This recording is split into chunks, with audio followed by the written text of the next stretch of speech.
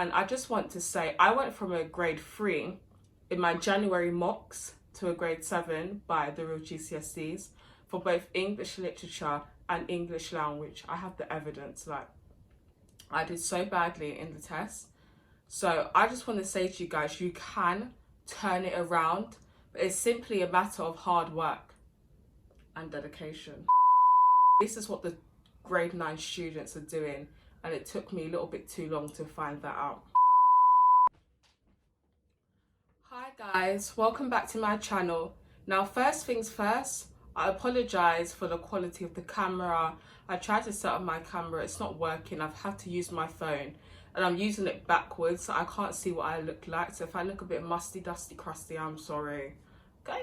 Now, today I'm going to be giving you my advice about how to revise for English literature GCSE poetry.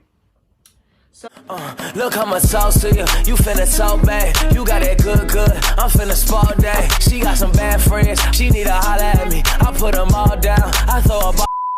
So I just made a few bullet points on my laptop on my notes, and I'm just going to be sharing them with you. I'm going to be telling you what I did, how I did it. Also, the natural sunlight is moving mad. It's coming bright. It's going away. Like, and my ears are ringing because I've been blasting music. So I'm really sorry about that. So first things first, I just want to discuss with you guys how I made my flashcards. So right now I've got Bayonet Charge with me, I've got Exposure, and I've also got Wall Photographer. Now, on the front of the flashcard, I'm going to actually insert it here. On the front of the flashcard, I simply wrote my top 5 quotes. Now, I selected 5 quotes, and I'm going to tell you how to select your quotes in a bit. But I put my top 5 quotes here on the green one. On the back of it, I wrote structural points. So like for Bayonet Charge, it's an unknown speaker. He uses the pronoun he. It starts in media res, action, in media res, however you pronounce it. And I've got the themes, so the relevant themes in a box that the poem corresponds to. That way, when you're looking at the green bit, you can say, these are the themes of this poem, these are the themes of that poem. So that means that they've got similar themes. Let me find the quotations which are similar. On the blue flashcard, I ended up writing the poet's intentions. So here I've got number 1, suggests that the soldier feels insignificant. Second hand on the clock, which although moves the fastest and does the most work, it's also the smallest measure of time, a shadowing thing, and the reasons which drive and charge what are invalid to him and should be invalid to the rest of the world. Now that's my own researching into Ted Hughes as a writer, Ted Hughes as a person. You can use these bits of context to link in and put it in your essays. On the back of my flashcards, I ended up doing a bits of context. So that's context about the speaker, that's a summary about what the poem is about, as well as the context about the writers or the context about the poem as a whole. So that's number 1. That's how I did my flashcards. And I did one for each poem, but I don't have them all on me right now, but I'm so happy to show you guys the examples of this. The second thing that you need to do, whether you're doing that in your school book or your notebook or on a piece of paper, you need to split the page into half, and on this side have your language devices, and on that side have structural devices. And write a list. Go on BBC Bite Size, go onto Google, you'll find it super duper easily. Just write a list of the language devices and the structured devices. Not only will this help you, make sure that the structured devices and the language devices are specific to poetry, because terminology for novels and plays and stuff is a bit different to poetry.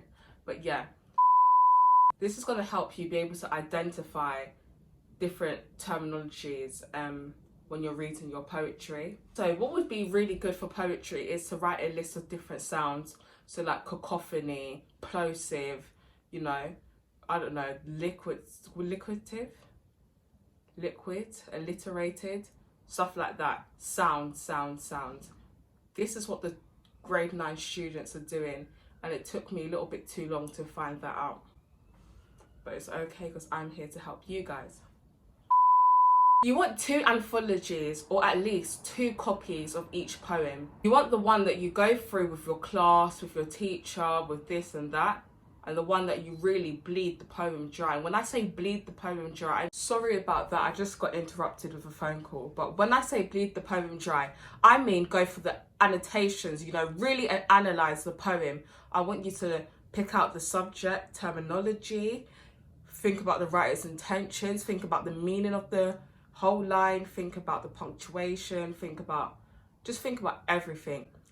You want the whole page should be full of analysis, and that's what I did on one of them.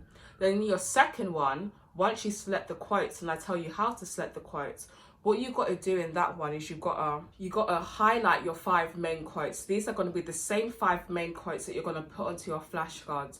You're going to highlight them in the anthology, and you're literally going to do analysis that is relevant to the quotations, as well as adding your bits and pieces of context on it. And in the first anthology, the one that you bleed dry, the one that is just testing your skills of analysing poetry, on that one, what you're going to do, or what I did at least, sorry if it sounds like you need to do this, you need to do that, that's not my intention. I'm just speaking with passion. My ears are ringing, so I can just hear my voice ×2. So sorry if I'm stuttering. Yeah. In the first anthology, you're going to use the CGP book. Hopefully your teachers bought it for you. The anthology book. You're going to use that, and you're going to go through it, and you're going to use that to inform your annotations. But in the second one, the one with your 5 main quotes, the one that's more relevant, you've got to be perceptive. You've got to think about the annotations there and use that to inform your own decision. Like, what do I think now? This is what it is. This is what I've seen. This, and this has helped inform my judgment. But like, what do I think ultimately? Do I even agree with what CGP has said? Do I disagree? And that's how you got to move for your perceptive points, the top tier points for your second anthology. And the second anthology is the one that you're going to really be using from about the end of February, March.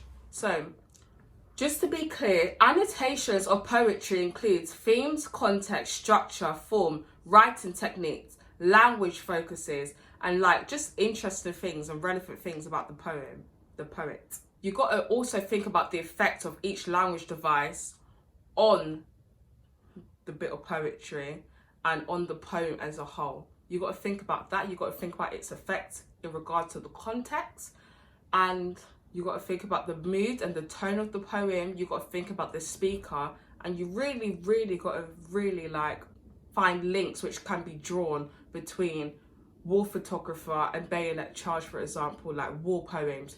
Find the link, find which lines mirror which other lines. That's where you can really go forward with your essays, with comparing and contrasting much easier, because you've already known what the similarities and the differences and the links are. Make sure you know your assessment objectives.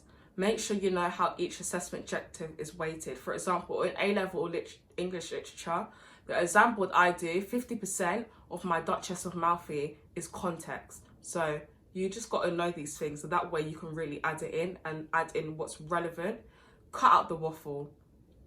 Examiners don't want to read waffle, and they've got thousands of exam papers to mark, so yours needs to wow them. You've got to come with something perceptive, something different, because if you don't, they're not going to care. They're just going to read over it, say bish bash bosh, it was all right, grade 5 type of thing. Ensure that the quotes you pick can be deeply analysed. Now, how I went about my quotes is, once I had worked with my 2 anthologies, my first anthology, and I bled the poem dry, and then I found links across the pieces of poetry. Sorry guys, I literally just got interrupted by another phone call. And I'm out of breath. So put quotations onto Quizlet. Do Quizlet. I used to go on Quizlet and do my quotations for one of my English pieces or history for the facts. And I used to do it every time I was on the bus or I was on the train on my way to school. So again, with finding like links, you've got to decide which poems have common themes. That's how you first find links between poems. You find the common themes, you've got to find the similarities and differences. so that way when you compare or contrast, it's easier for you. You should try to make analysis of the title of every poem. For example, Storm on the Island. What we discovered in class is that it says storm, O-N-T. So the first, I don't know, the first 6 letters spell Stormont, which is the name, I think, of the Irish Parliament. So, and obviously Seamus Healy, he's Irish. And then if you look into that and you look into the context of the Irish Parliament, you know, the Troubles, I think you called the time. Anyway, when you look into the history, you'll find even more context, and that's how you have to approach the poems. You got to think about, why has the author decided to name their poem that? How is this relevant in my paragraph? How is this relevant to my point? How does this link with my quotes? How does this link with the theme? Like, that's how you got to really do your analysis. If you wanted to, you could print out blank poems and do a splurt. So give yourself 5 minutes to analyze everything that you can about it, because when you think about it, in the exam they give you the extract of the poem. So, you know, they give you the extract of the poem, so that way if you're splurting in 5 minutes when you're doing your own revision, when you get into the exam you'll be able to do your analysis in 2 minutes. And that's how you sort of go about revising for GCSE poetry. I hated revising for GCSE poetry. That was the worst part of the English GCSE for me personally. If you want, for revision, you could complete quizzes for each of the poem, like that you find online. And you could do it 2 or 3 times just to cement your knowledge of the poem in your brain.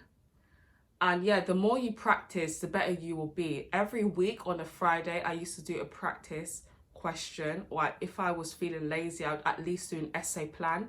And that's just how you do it. I'm going to insert a picture of my essay plan. And I'm also going to insert a picture of the structure I used to go about writing my paragraphs.